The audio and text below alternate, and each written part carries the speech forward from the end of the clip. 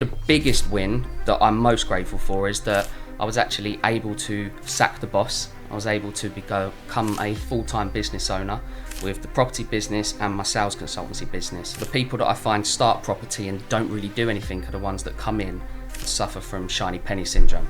You know, they see someone doing well in deal packaging, they see someone doing flips, they see people making money in buyer refurbished refinance, and they try it all. Whether it's online or in person, you know, it's about being around people that are on the same journey as you.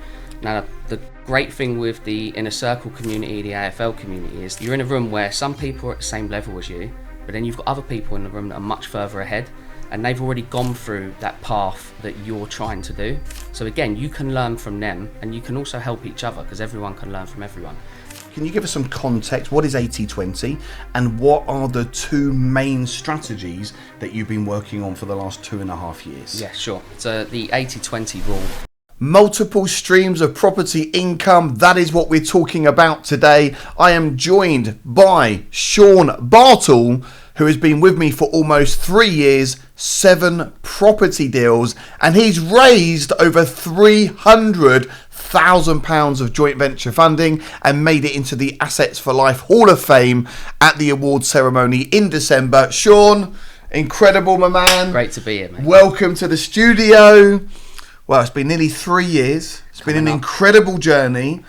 If you could summarise our journey in the last 3 years, what would be the 1 or 2 words to summarise? Yeah, I'd say transformational and life-changing. Awesome, great. Well, look, we're going to do a lot of content today for our viewers.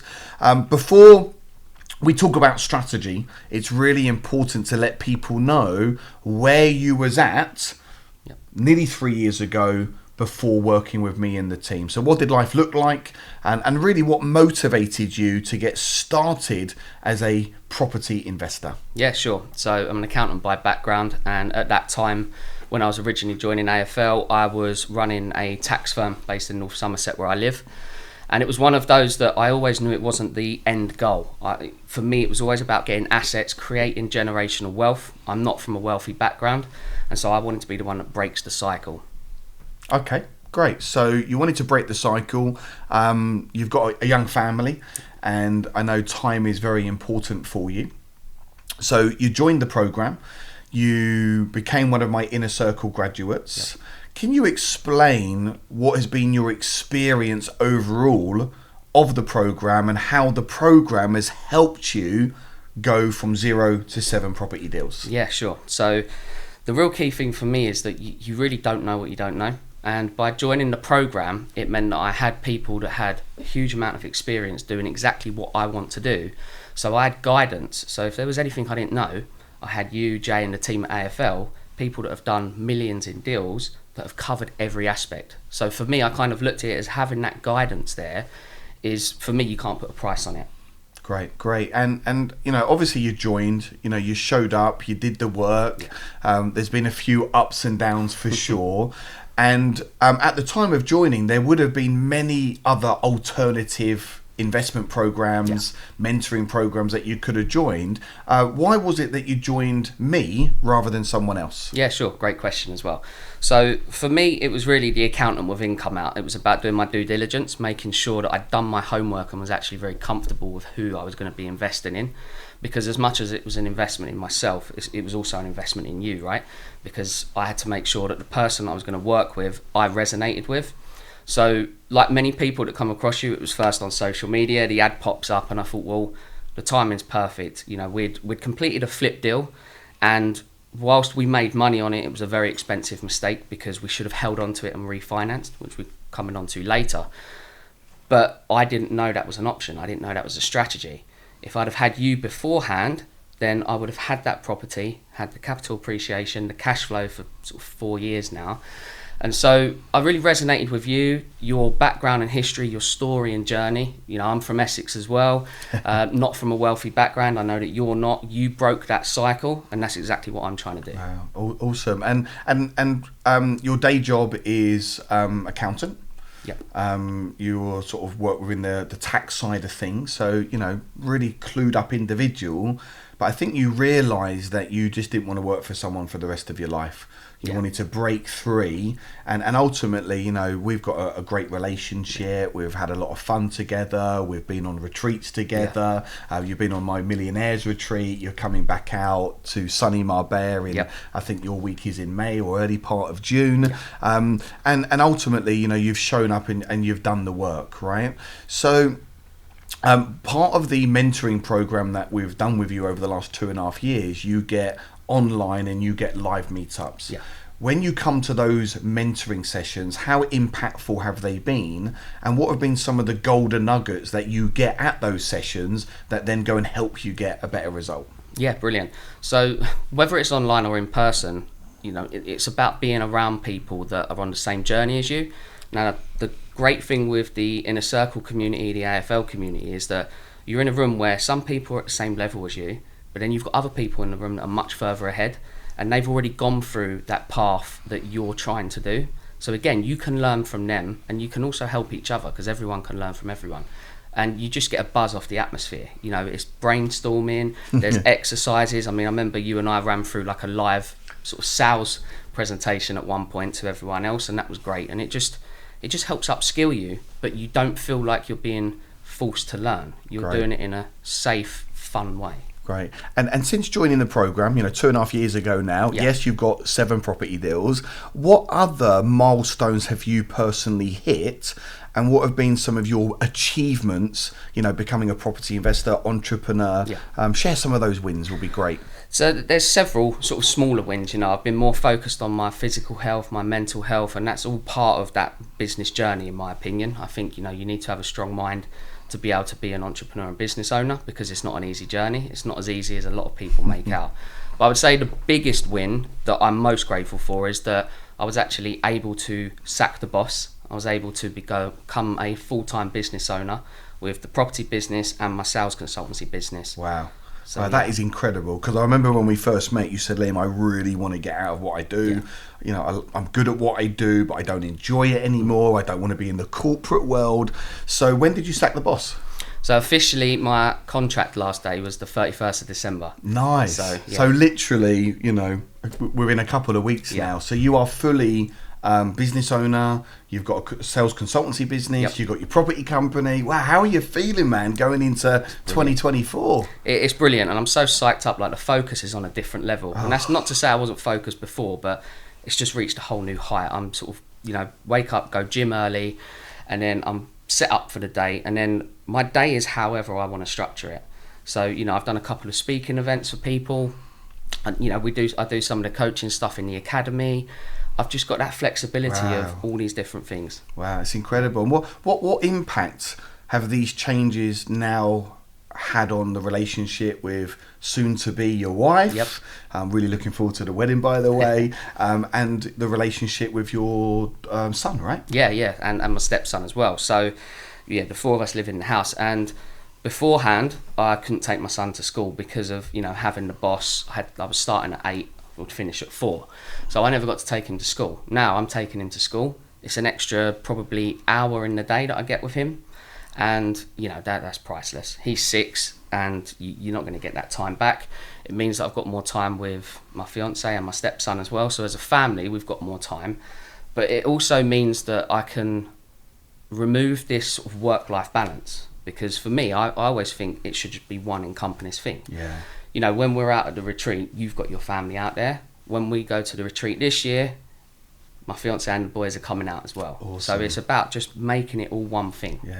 Yeah, I don't have this cut off like, that's work, that's family life. It's like, you know, 7 days a week are pretty much the same. You know, it's a life of choice and freedom. And look, don't get me wrong, you know, grind it out from occasionally. And I run events, and you know, we're the UK's leading property business and wealth training organisation now. You know, 42 members of staff, you know, 28 million pounds worth of property deals in the last 7 years. But you know, it's about having more choice and more freedom, and really having options where you can do what you want when you want. And you know, imagine you've done 7 deals in 2.5 years, working full time for someone else. Imagine what you're going to do in the next 2.5 years. Now you've got, you know, time back to do what you want when you want. So let's get into some of the nitty gritty now. Really, really important. There's been two main strategies that you focused on, and it's what we call the 80-20. So can you give us some context? What is 80-20, and what are the two main strategies that you've been working on for the last 2.5 years? Yeah, sure. So the 80-20 rule is basically ensuring that you don't have a scattergun approach. And the people that I find start property and don't really do anything are the ones that come in and suffer from shiny penny syndrome. You know, they see someone doing well in deal packaging, they see someone doing flips, they see people making money in buy, refurbish, refinance, and they try it all. The 80-20 is making sure that you stay on a sort of one path. And so for us, 80% of our time has been focused on flips, whereby, you know, we want to look for the ugliest house on a nice street, something that we can go in and add value to it, ideally try and get it below market value so we've already got a margin. And then we want to refurb it, turn it into a lovely house that someone can go into, and have it that when people are coming into the property, they walk in and it sells itself, because they look and think, wow, all I've got to do is get furniture, everything's done for me. Wow, lovely. So that's the 80. Okay, great. And from some of those flips, what's been some of the profit that you've made on a flip deal? Yeah, sure. So the first flip deal we'd done as part of Assets for Life was a no money down deal. So that was fully backed by investor finance and bridging. So we didn't put a penny of our own money in, and we walked away with around 26,000 on that. Awesome. Hey, that's nice. So no money down. Yep. And we're going to talk more about that as we go through this episode. £26,000. Great. That's absolutely brilliant. And the second strategy that you're focusing on is what? Yeah, so it's the buy, refurbish, refinance, ideally to HMO, so house of multiple occupants. Okay, so BRR, what is BRR then? So buy, refurbish, refinance. So the aim of the game here is to buy a dirty, horrible, smelly, disgusting house, worst house, best streets, add lots of value to it. So there's many ways in which you can add value to property. You've got new kitchen, new bathroom, you go from 3-bedroom to 4-bedroom, you do a title split on it, split it into flats, you could do a loft conversion, you can do an extension, but one way in which you add value is via a conversion to a HMO. What's a HMO, Shaun? Yeah, so it's house of multiple occupants. So, you know, what we look for is a 3 or 4 bed house, and then we look to add either 1 or 2 bedrooms to that. And then what you're essentially doing is you're renting out each room. So there'll be communal areas such as living room, some bathrooms, kitchens, some rooms, if they're big enough, you might want to add an ensuite to add even more value. And then that in itself is creating multiple streams of income within one property. That's the beauty of it versus a buy-to-let. Okay, so you do the BRR model, and the aim of the game is that you pull out your initial deposit plus the refurb cost, and then you're able to do that again. That's not always possible in every deal. On the BRRs that you've done, have you been able to pull out all the money? Yes, so the 2 that we've completed on the refinance, we've pulled out. Oh, you have pulled out all the money, so then you're able just to go again, which ultimately gives you infinite return, yeah? So for anyone tuning into this, it's a great way to build a property business. You've got your flips going, which gives you the cash flow. You take the big lumps of cash, you can then use that for property deals, but one way in which you've done your BRRs and your flips is via no money down. So when we talk about no money down, what the hell are you talking about? Yeah, and it's one of those that no money down, of course there's money going into a property deal. You know, the cash is key. But what this means is that it's none of your own money. So for us, we go out and raise joint venture finance. So we're looking for people, high net worth individuals, sophisticated investors, business owners that don't have the time, don't have the knowledge, but they want exposure to property. We bridge that gap because we've got the power team set up. We've got the experience because we've got several case studies to show that. We offer them a fixed rate of return. Sometimes it varies on the deal. But essentially what we're doing is we're offering them a way of getting exposure to property in a completely hands-off way. Wow, great. So when we talk about how to structure these deals, there's really a couple of options, or 2 main options. So we've got fixed rate return, so I would call that a savings accelerator. So that is where, just for those people tuning in, someone lends you the money. Let's say you need 100 grand. They lend you 100 grand. You figure out a rate of return that's happy. Let's just call it 10%. Doesn't need to be 10%. I've borrowed money recently at just 6% or 7%. So, and at the end of the year, you would then pay them back the capital plus the repayment, so 110,000.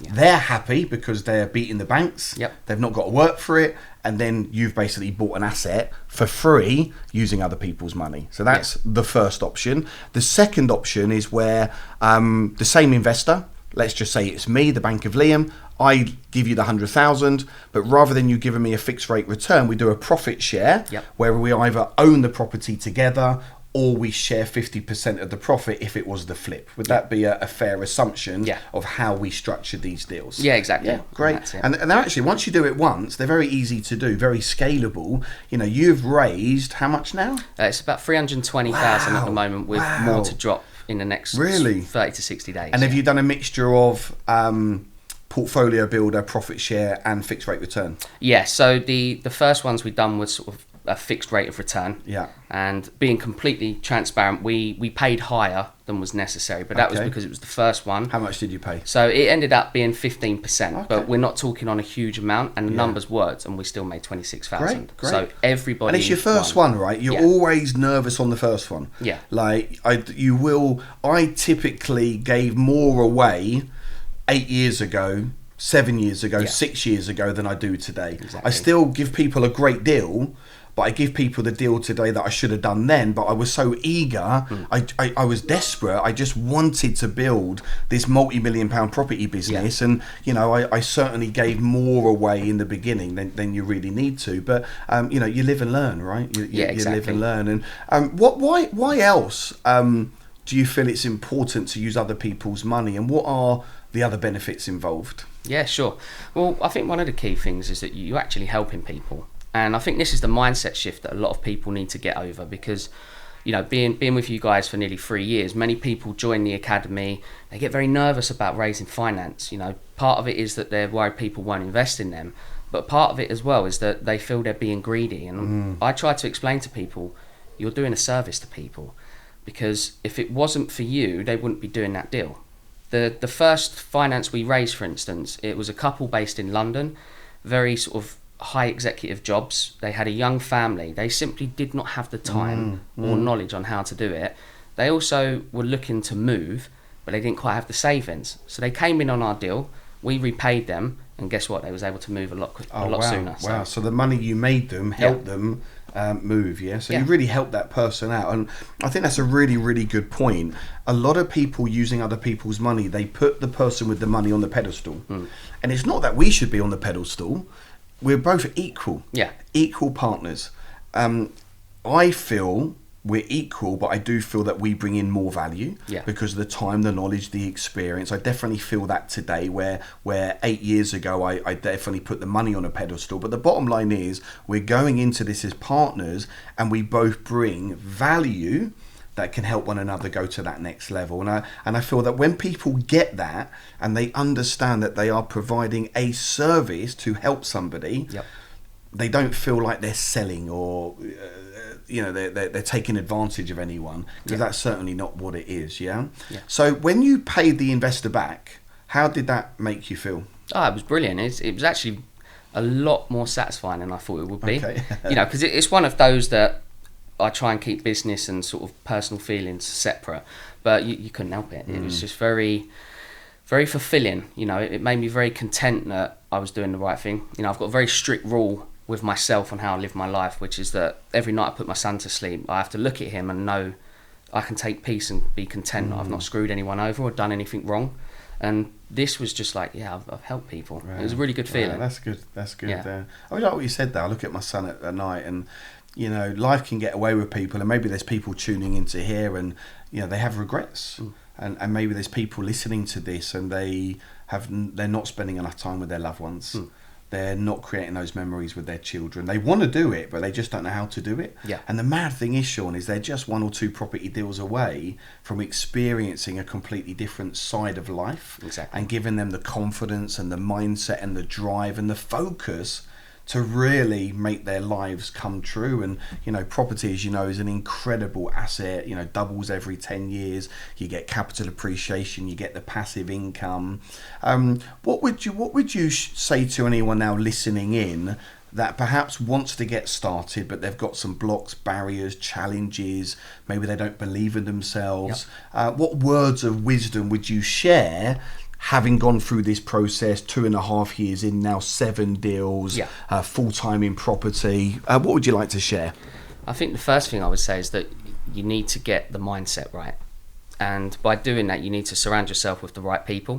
So there's always the saying about you're the average of the 5 people that you spend the most time with, but I would go a step further and say that you're the average of the 5 people that you let influence you. So start paying attention to who you're listening to. Would you swap places with that person? Don't take advice from someone you wouldn't swap places with. And I would say that, you need to take action sooner rather than later. We only get one go around on life, and you need to make it count.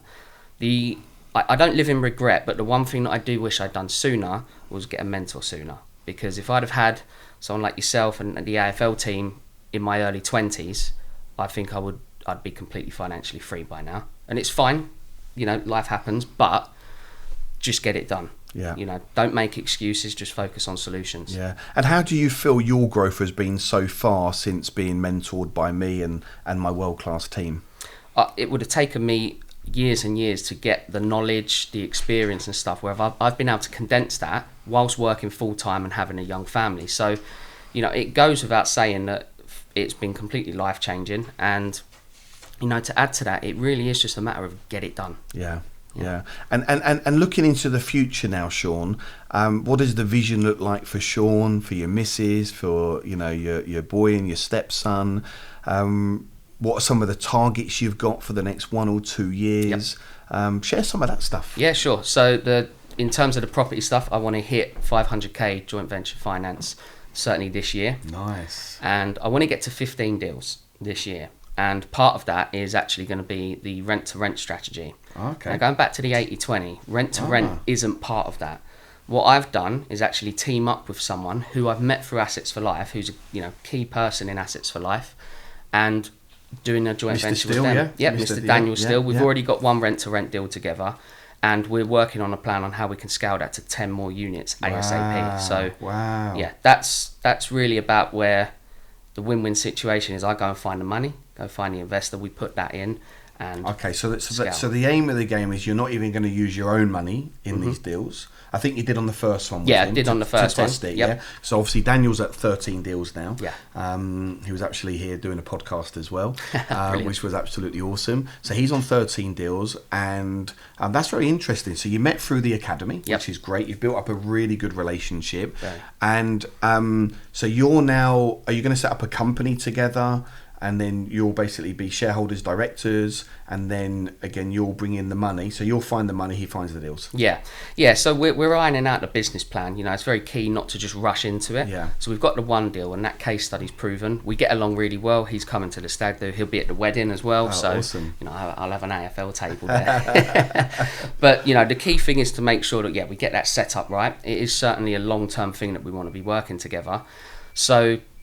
Yeah, it's going to be a mixture of raising joint venture finance, but also because I'm going to be scaling a lot on the sales consultancy business, I will also invest some of my own money. Okay, great. So it Why could not? Yeah, it could be one deal's joint venture finance, the next deal is personal finance, but either way, I'm still benefiting because Dan then does what he does best, which is finding the deal, making sure the numbers work, and actually liaising with the landlord. Yeah, you know what? One of the ways in which my business has grown the last 8 years is through partnerships. Yeah. Partnerships, collaborating, joint ventures. When we talk about joint ventures, it doesn't have to just be about the money. It's what can you bring into the relationship that is going to create a win-win. Where can you have shared value? Yeah. Where can you enhance each other's relationship, basically, to get to the ultimate goal, which for many joint venture partnerships is financial freedom, living a life that they truly deserve and desire, having fun, following a guaranteed process. So yeah, that's music to my ears. I've lost count actually how many joint ventures have happened within the Assets for Life community over the last 8 years, but the community's cooking on gas right now for sure. What would you say has been one of your challenges in the last 2.5 years, and how we've been able to help you overcome that? Yeah, so I guess the best story to illustrate this and answer the question would be that when I first started, so March 21, for the first sort of 5-6 months, I was turning up to the sessions, coming to the events and stuff, and I was excited, pumped up, motivated. But the reality was I wasn't taking enough action. And it's because we had some of our own capital, so we had some savings. And what I think that was doing subconsciously is that I felt I had a safety net.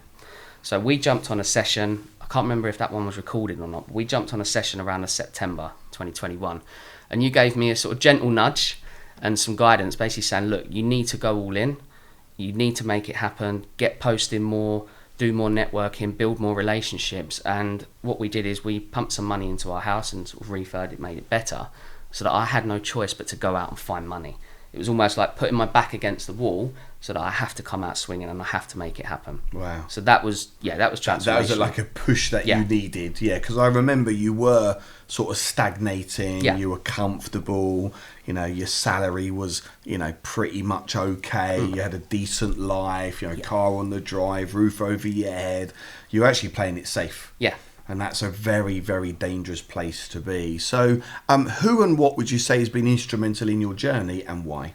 Yeah, of course, you and Jay and Nice. the team at Assets for Life. You know, it wouldn't have happened without you guys. It would have taken me a hell of a lot longer. I would have made a lot of mistakes, and who knows what that could have cost me in terms of the financial side. So that's been absolutely life-changing. But I also have to give a big shout out to my fiance as well, because nice. at the end of the day, you know, it was our money we were investing in. It was a lot of trust from her in me that I was making the right decision, because at the end of the day, she didn't know you guys at all. And actually, in all honesty, it wasn't hard to sell her on that. You know, she knew what my vision was when we first met, sort of 7-8 years ago, and having her by my side on that journey just makes it better, because I know that there's someone that fully supports me, as do my parents as well. You know, they're my biggest fans, and I think that's really important. Well, I think that's absolutely wonderful, Shaun, that you've given your lovely fiance a shout out. You know, it's the start of 2024. I truly believe this is going to be an incredible year for you. You've started to really build some momentum now. Yep. How did it feel entering into the Assets for Life Hall of Fame in December for the 2 awards, right? So you got the 5 deal award. Obviously, you've done 7 now, but you come into the Hall of Fames once you've done your initial 5 deals. And the first milestone for raising money is £250,000, and you've smashed that now. How did it feel actually being recognised for those achievements and being called up on stage with 200 people in the room and collecting your gold disc? Yeah, it's brilliant. I've been chasing that one for a while, as you know, right? You know, we've caught up a lot on it, and you know, there's been several deals that fall through, and you go through these peaks and troughs. So to actually get to that point where it's like, yes, that was the first milestone, it then propels me to move forward and actually go after the others. Awesome. Well, the next one is 10 deals. Yep. I'm pretty confident you'll have that by December. Definitely. The one after that is 25 deals. So, hey, you never know. And the next milestone for the money is £500,000, which you've said is a target that you want to set yourself this year. Yeah. So I just want to really summarise now and just say what an incredible journey. I'm really proud of you. It's been wonderful. You're also now a great mentor in the academy. And it just goes to show that even when someone's in a high profile corporate job working silly hours, that through the effort and sacrifice and putting in the hours, and we allow compounding to kick in over many, many years, hey, in just 2.5 years, you'll now reach some of those goals that we set, 2.5 years ago. So, hey, what an awesome session that was. A massive congratulations, honestly, Shaun. Appreciate it. I am so excited. We must do another one of these in maybe a year or two, and we'll have a catch up. Any final thoughts, top tips for our viewers? Yeah, sure. I think top tip is to just be completely obsessed with your goals. My word for the year is discipline. So I think what people need to do is become disciplined in taking action. And actually, if they have a set of goals, they need to make sure that they're taking action to achieve those goals.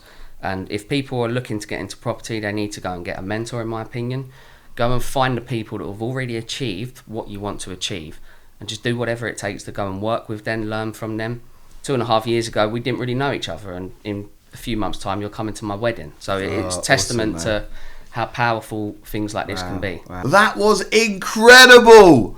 There we have it. You know what? One word there, discipline. Are you disciplined? Maybe you are, maybe you're not. Maybe you're disciplined in the wrong area. Maybe you're just working too hard. Maybe you're overwhelmed, stressed out. You are doing the same thing over and over again, expecting a different result. And you might feel like you're living in Groundhog Day. Look, one decision, one moment, one strategy, one mentor, one training program, one mentorship program can literally change your life forever. So make sure that you go and check out all of my resources. Get yourself to www.assetsforlife.co.uk. Come and hang out at one of my free property training events. It could just be the difference that makes the difference. If I can do it, you can do it too. My name's Liam Ryan, the host of Liam J. Ryan, the Dealmaker podcast, and I look forward to having you on the next episode.